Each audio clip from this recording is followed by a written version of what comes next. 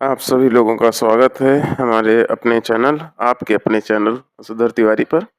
आज हम लोगों ने जो हमारे 12th के सिलेबस के अकॉर्डिंग प्रोबेबिलिटी का ठीक है प्रोबेबिलिटी का लास्ट टॉपिक कवर करेंगे और उसके साथ एक एग्जांपल भी जोड़ेंगे और ये एक अच्छा एग्जांपल है, मल्टीपल टाइम रिपीटेड क्वेश्चन है, ठीक है ना। The last topic is Bayes theorem.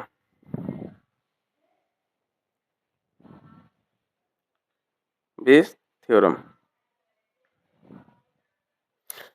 देखिएगा, बेस थ्योरम कब आपने यूज करना है तो पहली बात तो ये समझिएगा, बेस थ्योरम को हम लोग कहते हैं प्रोबेबिलिटी ऑफ कॉज, किसी चीज के होने की प्रोबेबिलिटी।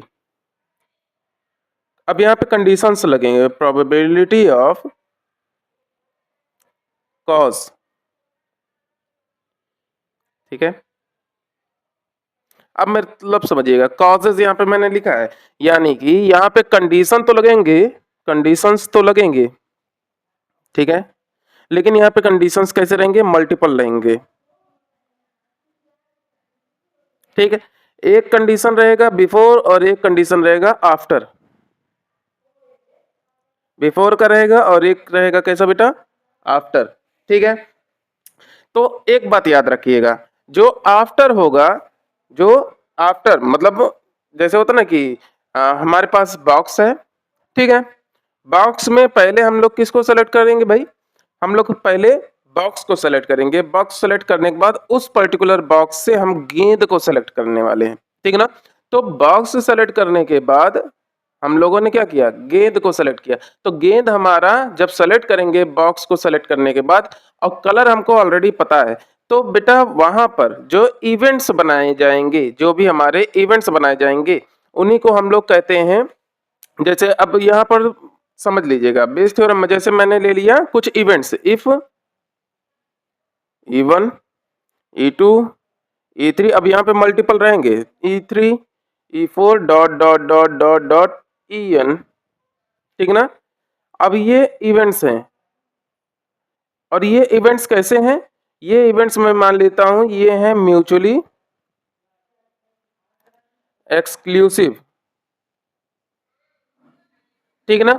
ये म्यूचुअली एक्सक्लूसिव है और साथ ही साथ क्या है, एग्जॉस्टिव भी हैं, यानी कि पूर्णतः ये स्वतंत्र भी हैं, और इन सभी को जोड़ दो तो आपका सैंपल स्पेस भी बन जाएगा, ठीक ना। अब मैं कहूं कि यहाँ पर प्रोबेबिलिटी जो हो जाए, जैसे मुझे ये मैंने ले लिया, अब उदाहरण के तौर पे अगर आपने समझना है, जैसे यहाँ पे मैं सूत्र लिख दे रहा हूं कि प्रोबेबिलिटी ऑफ जो इवेंट हमारा है, ठीक है, इसको बाद में पहले और जो हमें पता है उसको डिनोमिनेटर में, तो ये इक्वल होता है probability of E I into probability of A upon E I. अभी हम लोग एक प्रयोग कर लेंगे उदाहरण लेके ना, तो हमारा ये पूरा का पूरा क्लियर हो जाएगा। Sum of all kind of probability 1 to n probability of E I,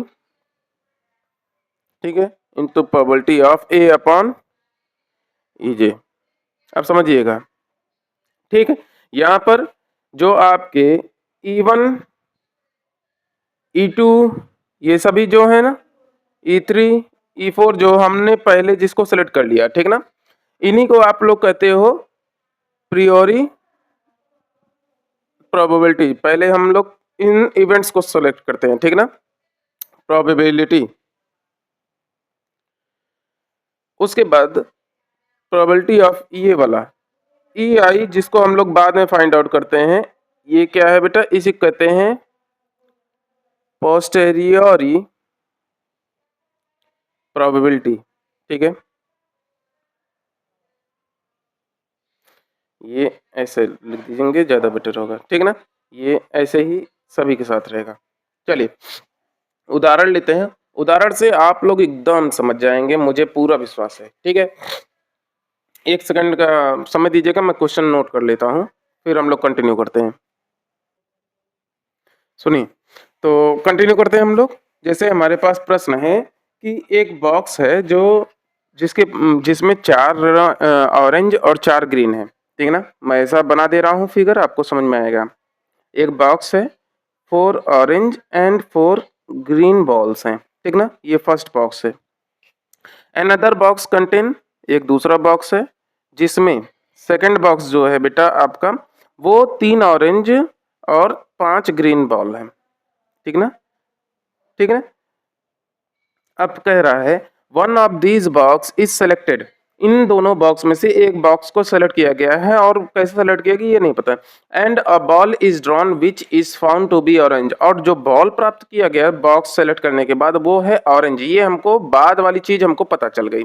find the probability that the ball is drawn from the first box, अब इस बात की क्या प्रोबेबिलिटी होगी कि यह पहले बॉक्स से होगा। अब देखिएगा मेरे पास पता क्या है, मुझे पता है, मुझे पता है कि वो जो हमारा दोनों में ऑरेंज है ना, जो चीजें दोनों में कॉमन है आप उसी को ए के रूप में रिप्रेजेंट करते हैं, जो दोनों में कॉमन है उसी किसे रिप्रेजेंट करते हैं, ए से, जो अभी हम लोगों ने बेस थ्योरम का बनाया था ना। अब यहाँ पे कितने इवेंट्स हैं, 2 हैं, ठीक। अब जो हमें पता करना है वो क्या पता करना है कि वो बॉक्स पहला है। तो बाबू जो बॉक्सेस होंगे जो मल्टीपल हैं वो आप एक्सक्लूसिव है ना, तो उनको आप इवेंट E1 और इसको इवेंट क्या मान लेंगे, E2। जो दोनों में कॉमन है उसको मानते हैं क्या, ए। आपसे पूछा क्या गया है, आपसे पूछा गया है what is the probability of, आपको ये पता है कि वो ए मतलब कि ऑरेंज है लेकिन वो किस बॉक्स में है, E1 बॉक्स में है, इस बात की क्या प्रोबेबिलिटी होगी। तो इसका सूत्र क्या होगा, probability of, probability of, probability आप लिखेंगे, मतलब होता ना कि प्रोबेबिलिटी कि वो ऑरेंज है लेकिन वो पहले बॉक्स से है, तो इसका होगा प्रोबेबिलिटी ऑफ E1, ठीक है। प्रोबेबिलिटी ऑफ, एक एक मिनट, मेरे ख्याल से कुछ मिस्टेक कर रहा हूँ क्या मैं, मेरे को पता करना है कि वो ऑरेंज तो है, सॉरी सॉरी सॉरी सॉरी, ये पता है मेरे को ऑरेंज है, मुझे ये पता है कि वो ऑरेंज है, जो पता होता है उसको डिनोमिनेटर में लिखते हैं ना भाई, ये तो मैंने पहले बताया था, सॉरी। और वो किस बॉक्स से है, E1 बॉक्स से, ये फाइंड आउट करना है, ठीक है। तो ये इक्वल होगा किसके, प्रोबेबिलिटी ऑफ E1 जो ऊपर न्यूमरेटर में है, ठीक है, इनटू इसका उल्टा probability of A upon E1, और डिनोमिनेटर में जितने भी पॉसिबिलिटीज हैं सभी को एक साथ जोड़ देंगे, तो क्या है, एक तो ये सेम आ जाएगा E1 इवेंट्स के साथ ऑरेंज का सिचुएशन, और ये A upon E1 plus probability of E2 और ये probability of A upon E2, ठीक है। अब सबसे पहली बात आपने फाइंड आउट क्या क्या करना है, आप लोगों ने ये चीजें नोट कर ली, तो अब नोट करने के बाद हम लोगों ने जो जो चीजें फाइंड आउट करनी है, देखिए मैंने यहाँ मिस्टेक किया था, मैं लिख रहा हूँ कि probability of orange when E1 is known, जबकि मुझे ये लास्ट में कहा है कि वो ऑरेंज तो है लेकिन वो पहले बॉक्स से है, इस बात की क्या प्रोबेबिलिटी, जो मुझे नहीं पता है मैं उसको कहाँ पे लिखता हूँ बेटा, ऊपर लिखता हूँ, जो मुझे पता होता है वो कहाँ पे लिखता हूँ, नीचे लिखता हूँ। ये मैंने ध्यान से उतर गया और छोटा सा मिस्टेक बहुत बड़ा कारण बन जाएगा हमारे फेल नुकसान का, ठीक है ना।